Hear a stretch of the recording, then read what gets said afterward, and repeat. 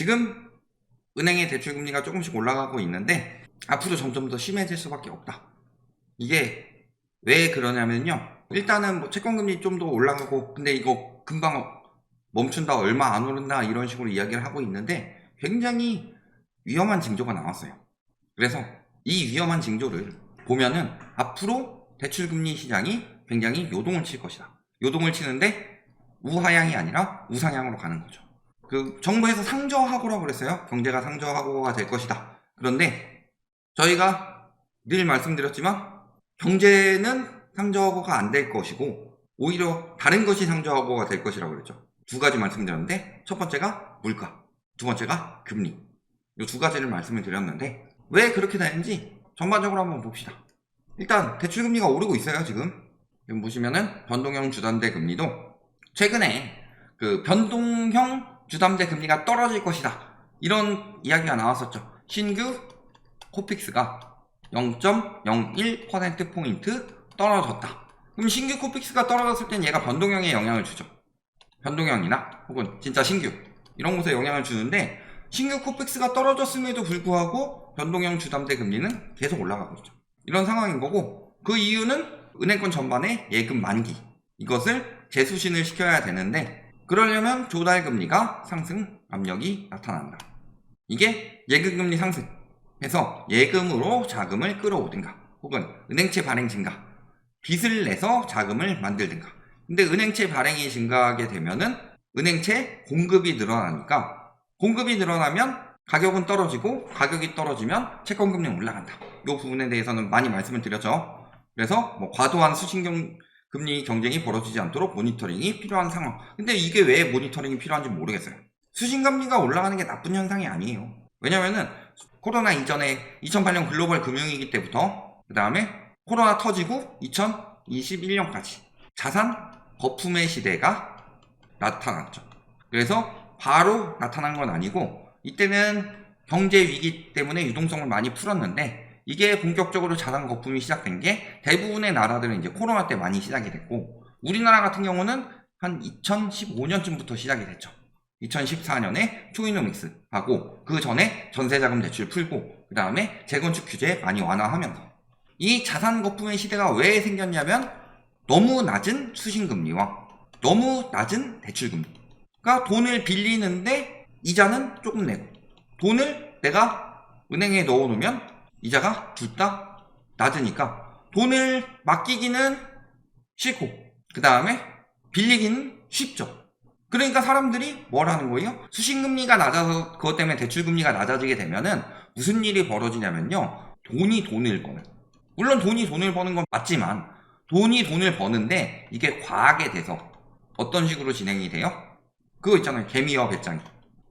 개미는 한 해 동안 열심히 일을 해가지고 1억을 저축을 했는데 배짱이는 띵까띵까 놀았는데 집값이 5억 올랐습니다. 그래서 자산격차는 4억 더 벌어졌다. 이런 이야기가 나올 정도로 수신금리가 너무 낮게 되면요.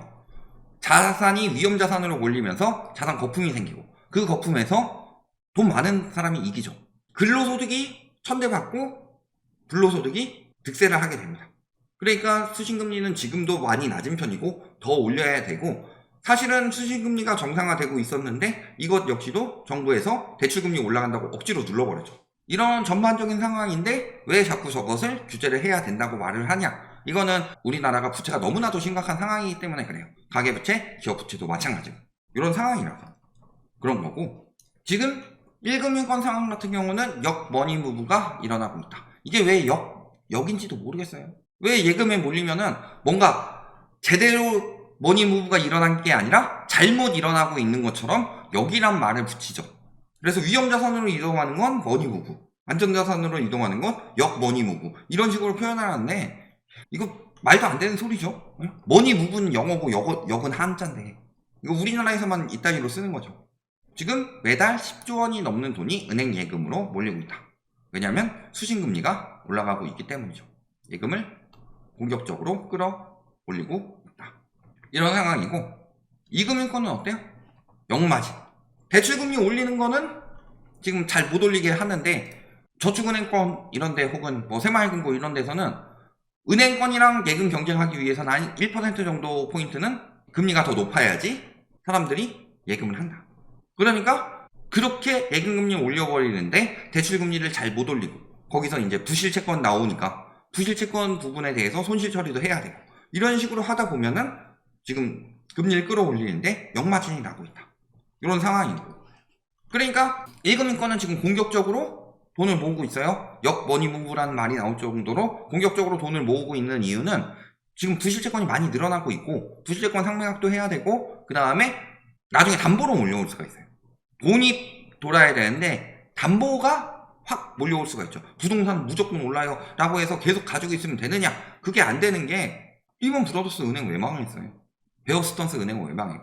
아니 무조건 오르는 부동산이 들어왔는데 담보로? 돈 대신에? 그렇잖아요. 이런 것들이 문제가 되는 거야. 그래서 1금융권은 그 부분에 대해서 공격적으로 대응을 하고 있는 거고 2금융권에서는 1금융권이 공격적으로 대응을 하니까 따라가지 못하는 거죠. 더 올렸다가는 손실이 많이 날 수 있으니까 PF나 이런 문제들도 여전하고 그런 상황이고 그러면 사람들이 가계대출 받기가 좋아졌냐? 가계대출 받기도 굉장히 힘들어졌죠. 일단 50년 주담대 같은 경우는 이제 2개 남았다고 합니다. 그래서 줄줄이 만기 상품을 철회함에 따라 예를 들어 뭐 농협 같은 경우는 2조 한도 해놓고서 다 쓰니까 이제 그만 이런 게 있고 뭐 어떤 곳들은 34살부터 이런 거 잡은 것도 있고 또 어떤 곳들은 50년 만기 없애고 다시 그냥 40년 만기만 하겠다 이런 형식으로 진행되고 있는 곳들도 많고 이런 상황이에요. 그 다음에 또 꺼리는 것 자체가 지금 금융당국에서 계속 가계부채에 대해서 압박을 주니까 지금 기업부채를 빌려주려고 하고 있죠. 그러니까 은행에서는 결국에는 대출을 내줘서 수익을 올려야 하는데 가계대출을 지금 정부에서 압박을 하니까 그러면 기업 쪽으로 돈을 빌려주겠다.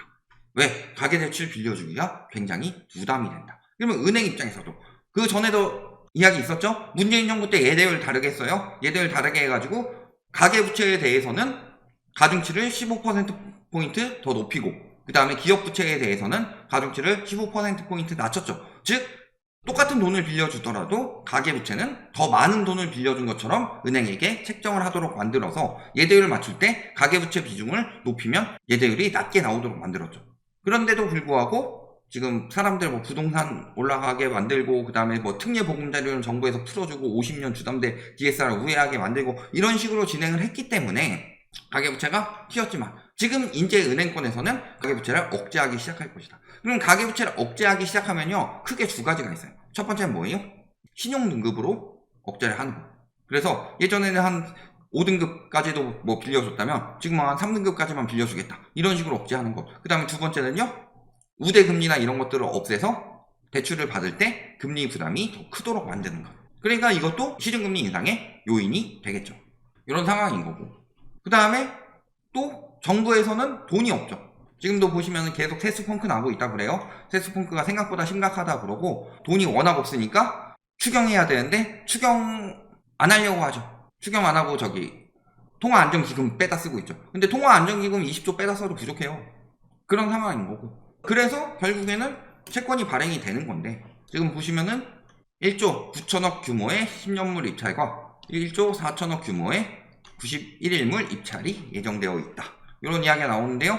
이제 국고채는 회사채보다 더 짱짱맨이다. 왜? 예를 들어서 새마을금고 사태가 터졌어요? 이거 왜 안정이 되는 거예요? 문제 생기면 나라에서 보장을 하겠다. 이런 식으로 하니까 안정이 된 거죠. 새마을금고보다 대한민국 정부, 뭐 한국은행 혹은 이런 것들을 믿는 거죠. 아무리 그래도 새마을금고 망해도 우리나라가 망한다. 이건 아니잖아요. 우리나라는 망하는데 새마을금고는 안 망한다. 이런 상황은 없는 거고.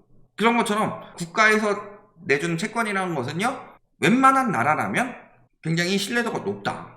하이퍼 인플레이션 나고 막 그래가지고 나라가 박살나고 있는 나라 아니라면 국가에서 발행하는 채권은 아무래도 그 나라에서 발행하는 채권들보다는 확실히 신용도가 높을 수밖에 없다. 그래서 국고채 금리가 올라가게 되면요. 신용도가 만약에 회사채 금리가 더 높다. 그러면은 회사채 금리가 올라가도 국고채 금리 안 올라갈 수도 있어요. 그런데 반대로 국고채 금리가 더 신용도가 높은 것, 즉 1금융권 금리 올라가면 2금융권에서 따라 올리듯이 국고채 금리가 올라가게 되면 회사채 금리도 올라가게 되는데 지금 보시면 국고채 시장은 이제 국제유가 상승 소식 반영해서 금리가 상승할 것으로 전망되는데 이렇게 채권이 더 풀리게 되면은 금리 인상을 자극을 할 것이다. 시중금리 인상을. 즉 채권금리 인상으로 시중금리 인상이 자극이 된다. 이런 것들이고요. 이런 것들 부수적인 상황보다 지금 대출금리 올라간다 이야기하는데 정말 위험한 지표가 하나 나왔죠. 이 지표가 뭐냐라고 했을 때 이 지표입니다. 자, 주식은 팔자. 주식은 원래 팔자세였어요. 대부분 올해 내내. 그리고 문제는 채권이 순회수로 전환이 되었다. 이게 뜻하는 바가 뭐냐? 자, 주식을 팔아요. 그런데 주식을 판 만큼 이제 채권을 매입을 했고 그 이상으로 채권 매입이 많이 늘었기 때문에, 왜냐면 우리나라는 금리가 더 이상 올라가지 않는다. 기준금리가. 그러니까 채권이 저점을 찍었을 수도 있겠다. 혹은 저점은 아니더라도 거의 바닥에 가까워졌다 라고 생각한 외국인 투자자들이 안전자산으로 한국 채권을 매입을 했는데, 이게 순회수, 즉 채권 매입을 한 것도 늘어났지만 이 상황에서 만기가 돼서 찾아간 것들이 더 많이 늘어났다는 소리죠. 그러면 주식도 팔고 채권도 찾아간 게 더 많다는 것은 채권 시장에서 외국인 자금이 빠져나가고 있다고 말씀드렸죠. 근데 여기서 생각을 해봅시다. 저희가 그때 말씀을 드렸죠. 미국에서 금리 인상 종료 심리가 생겨나게 되면은 우리나라에서 세계적으로 자금이 빠져나가서 미국으로 흘러 들어갈 것이다. 이 부분에 대해서 말씀을 드렸는데, 이게 지역별로 따지면 미국은 매수하고 있고, 그렇죠? 그 다음에 뭐 다른 데는 빠지고 있다. 주식도 마찬가지고, 그 다음에 미주, 여기도 순투자 이런 식으로 들어가고 있다. 근데 앞으로 미국 금리 동결이 확실시 되면요, 한 번 더 올릴 수도 있으니까 지금 안 그러는 거지만 이제 자금이 빠져나갈 기미가 생겨나고 있다는 소리죠. 그러면 달러가 빠져나간다. 달러가 빠져나가면 무슨 일이 벌어진다고 그랬어요? 환율이 튄다고 그랬죠. 환율이 튀고, 환율이 튀면은 당연히 물가는 안 잡히고 물가는 더 올라갈 것이고, 물가가 올라가게 되면은 우리나라는 외국으로 빠져나가는 자금을 막기 위해서 금리를 올리는 수밖에 없다. 지금 근데 벌써 그 징조가 나왔다. 8월에 채권 시장에도 빠져나갔고 주식 시장에도 빠져나갔다. 이거는요 그냥 채권금리 올라간다, 혹은 뭐 은행에서 시중금리 올라가고 있는 추세고요, 수신금리 인상 경쟁을 하고 있고요, 이거보다 훨씬 위험한 지표예요.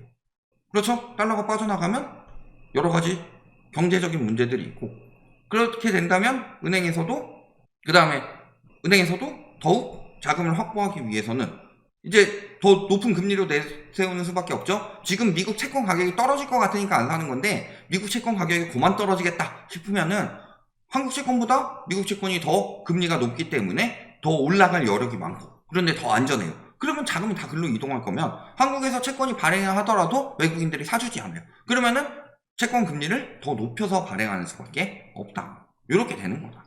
그리고 그 상황에 대해서 대처를 하면서 이미 외환보 요구는 감소했죠. 이미 외환보 요구는 감소한 상황이다. 왜? 그 전부터 계속 전환 상황들이 벌어지고 있으니까. 그러니까 8월에 외국인 자금이 빠져나가니까 국가에서 외환 보유고를 풀어서 막은 거예요. 근데 저게 어느 정도까지는 버틸 수 있겠지만 어느 한도를 넘어서면서부터는 손을 놓을 수도 있는 상황이다. 그러니까 지금 환율 보시면 어때요? 잡을만 하면 튀고, 잡을만 하면 또 튀고, 또 잡힌다 싶더니 또 튀죠. 또 잡힌다 싶다가 또 튈 수도 있어요. 왜냐면은 지금 외국인 자본이 계속 빠져나가고 있는 상황이라서. 이런 부분까지 생각을 해보시면 어떻게 된다? 아, 지금 금리 올랐는데 앞으로 금리 많이 안 오를 거예요. 모든 기사에서 그렇게 이야기를 하고 있어요. 아, 그 전에 금리 팍 튀던 때보다는 덜 오를 거니까 안심해라, 이런 식으로 이야기를 하고 있는데 오르고 있다는 것 자체가 문제 아니에요? 정부에서 이렇게 눌러놨는데도. 그런데 환율도 계속 요동치고 있고 은행권에서도 계속 자금을 확보해야 되는 상황이고, 이 상황이 이어지는데 왜 그렇게 구체적인 이유를 대지 않고 아 그래도 그때보단 나을 것, 이런 식으로 사람들 경각심만 떨어뜨리는 기사들을 내냐. 자꾸 그래가지고 금리 많이 안 오르니까 뭐라도 더 투자해야 될 것처럼 자꾸 이렇게 경각심을 없애는 소리를 하고 있냐. 재난 문자를 보내야 할 시기다. 지금은 늘 말씀드리지만 태풍이 오기 전에 태풍 온다고 재난 문자 가는 거예요? 해일이 오기 전에 해일 온다고 재난 문자 가는 거예요? 저희가 이야기하는 건 그런 재난 문자 같은 이야기인데 왜 재난 문자 계속 보내? 재난 문자 너무 부정적이다. 왜 재난 문자에 부정적인 이야기밖에 없어? 라이트하우스는 그래서 맨날 부정적인 이야기만 해. 이딴 식으로 생각하고 있는 거다. 잘 봐라. 지금 나라가 어떻게 돌아가고 있는지. 여기까지 말씀드리겠습니다.